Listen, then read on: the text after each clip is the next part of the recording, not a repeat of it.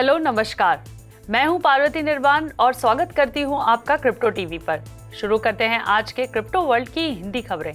सबसे पहले रुक करते हैं हेडलाइंस की ओर।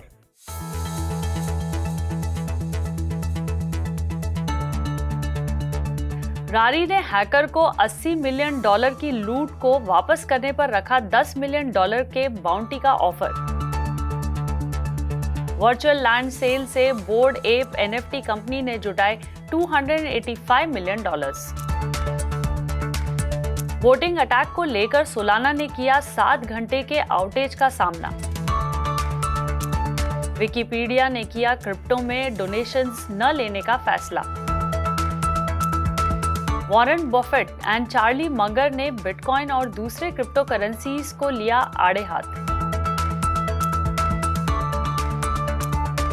DeFi में टोटल वैल्यू लॉक फिसला $200 बिलियन से नीचे। क्रिप्टो करेंसीज ने देखी बढ़त, बिटकॉइन ने किया $38,500 से ऊपर ट्रेड। अब खबरें विस्तार से। डिसेंट्रलाइज्ड फाइनेंस प्लेटफॉर्म फे प्रोटोकॉल, जिसने पिछले साल रारी कैपिटल के साथ मर्ज किया था, उसने अलग अलग रारी फ्यूज पूल से चुराए गए लगभग $80 मिलियन को फिर से पाने के लिए हैकर्स के लिए $10 मिलियन बाउंटी देने की घोषणा की है। हैकर्स ने शनिवार को रारी के फ्यूज लेंडिंग प्रोटोकॉल में एक री एंट्रेंसी वल्नरेबिलिटी का फायदा उठाया, जिसने हैकर्स को एक फंक्शन का इस्तेमाल करने और किसी दूसरे अनट्रस्टेड कॉन्ट्रैक्ट के लिए एक्सटर्नल कॉल्स करने की अनुमति दी, जिसके बाद फंड चोरी करने की कोशिश में ओरिजिनल फंक्शन पर वापस कॉल आया था। ऐसे में रारी डेवलपर जैक लोग्रेजो ने टोटल 6 कमजोर पूल्स का खुलासा किया, जिन्हें इंटरनल फिक्स के दौरान कुछ समय के लिए पॉज कर दिया गया है। इन सब के बीच हैकर अब तक टोर्नाडो कैश मिक्सर में $15 मिलियन से ज़्यादा के ETH डाल चुके हैं, जबकि उनके वॉलेट में अभी भी $65 मिलियन की चोरी की गई ETH है। अब तक हैकर ने बाउंटी रिक्वेस्ट का जवाब नहीं दिया है। नॉन फंजिबल टोकन्स के बोर्ड एप सीरीज के पीछे मौजूद कंपनी ने वर्चुअल वर्ल्ड गेम में लैंड रिप्रेजेंट करने वाले टोकन को बेचकर क्रिप्टो करेंसी में $285 मिलियन से ज्यादा के फंड जुटाए हैं, जिसके डेवलप होने का दावा किया जा रहा है। सेल ऑनलाइन वर्चुअल वर्ल्ड से related speculation high risk crypto assets की लगातार हाई डिमांड को इंडिकेट करती है, जबकि कई लैंड के लिए रियल मनी का भुगतान करने के विचार से हैरान हैं, जो असल में मौजूद है ही नहीं। ऐसे में कुछ वर्चुअल लैंड NFT पहले ही लाखों डॉलर हासिल कर चुके हैं। 30 अप्रैल को ऑनलाइन सेल में युगा लैब्स ने अदर डीड्स नाम के NFTs को बेचा। इस तरह से 55,000 अदर डीड्स सेल के लिए मौजूद थे, जिनकी कीमत 305 एप कॉइन थी। इसका मतलब ये है कि सेल 16.77 मिलियन एप कॉइन में हुई, जिसकी कीमत रविवार को लगभग $285 मिलियन थी।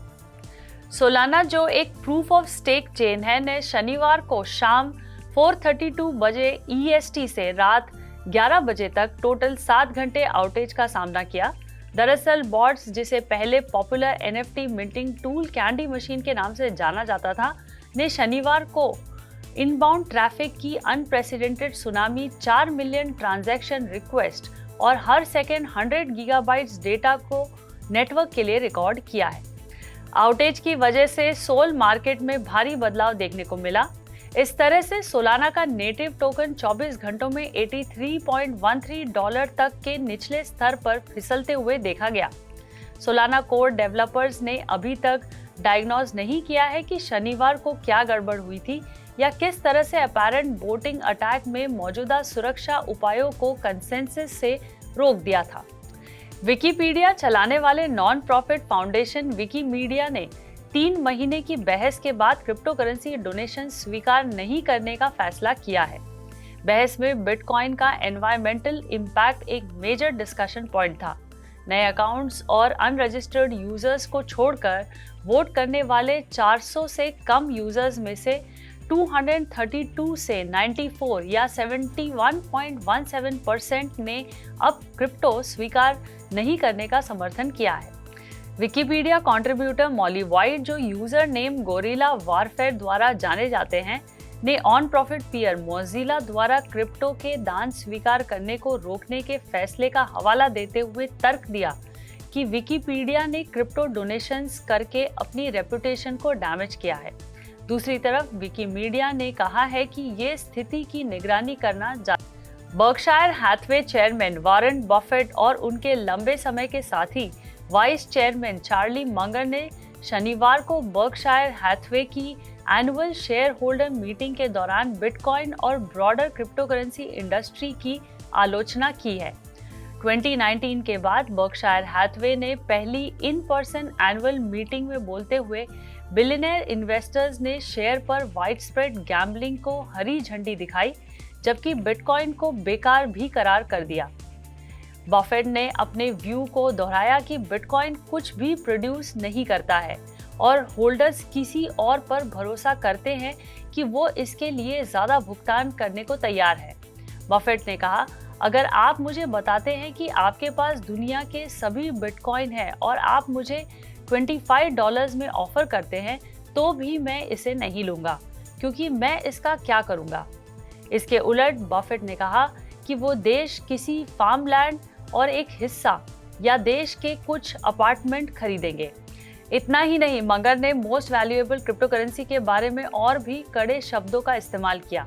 मंगर ने कहा, मेरे जीवन में मैं उन चीज़ों से बेचने की कोशिश करता हूँ जो स्टूपिड, इविल और होने के साथ मुझे किसी भी और की तुलना में खराब बनाती है। बिटकॉइन ये तीनों बनाता है। जहां क्रिप्टो इकोनॉमी ने पिछले सप्ताह अरबों का नुकसान सहा, वहीं decentralised finance protocol total value locked से 16 मार्च 2022 के बाद पहली बार $200 बिलियन से नीचे गिरकर $196.6 बिलियन हो गया है। डीफाई में टीवीएल ने आखिरी दिन के दौरान 3.16% का घाटा देखा और स्मार्ट कॉन्ट्रैक्ट प्रोटोकॉल टोकन्स में $592 बिलियन की वैल्यू पिछले 24 घंटों में 3.5% कम होते हुए देखी गई। एंकर को छोड़कर सभी टॉप 10 DeFi प्रोटोकॉल्स में 30 डे TVL परसेंटेज डिक्लाइन में महत्वपूर्ण गिरावट देखने को मिली है। पिछले महीने से कर्व फाइनेंस 11.74% नीचे है। लीडो ने 13.73% का नुकसान सहा। मेकरडाउ ने 16.81% में और कॉन्वेक्स फाइनेंस ने 10.59% की गिरावट देखने को मिली। पिछले 30 दिनों के दौरान सबसे बड़ा नुकसान एव प्रोटोकॉल ने देखा, जिसमें 21.98% की गिरावट आई। वहीं curve finance leading DeFi protocol है, क्योंकि ये आज के TVL के साथ लगभग $18.8 बिलियन के 9.56% से डोमिनेट कर रहा है, जबकि टेरा के एंकर प्रोटोकॉल के पिछले महीने 30 दिनों के TVL में लगभग 4.15% की बढ़त देखने को मिली है। पिछले वीकेंड हुए नुकसान को रिवर्स करते हुए क्रिप्टो करेंसीज ने सोमवार को बढ़त देखी। हालांकि फेडरल रिजर्व की बैठक से पहले निवेशक सतर्क दिखते हैं। इन्वेस्टर्स को उम्मीद है कि यूएस फेड में हाल ही में अधिकारियों की ओर से की गई टिप्पणी को देखते हुए इंटरेस्ट रेट में 50 बेसिस पॉइंट्स की बढ़ोतरी की है। और सच ये है कि इन्फ्लेशन टारगेट से काफ़ी ऊपर और बेरोजगारी सिर्फ 3.6% है।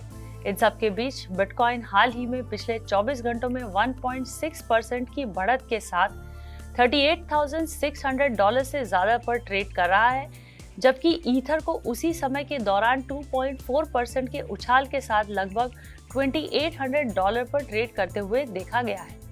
आज की खबरों में बस इतना ही। क्रिप्टो वर्ल्ड की डेली न्यूज़ और अपडेट्स के लिए देखना ना भूलें हिंदी न्यूज़ बुलेटिन दिन में 2 बार सिर्फ क्रिप्टो टीवी पर। मैं पार्वती निर्वाण अब आपसे विदा लेती हूँ। टाटा, बाय बाय और नमस्कार।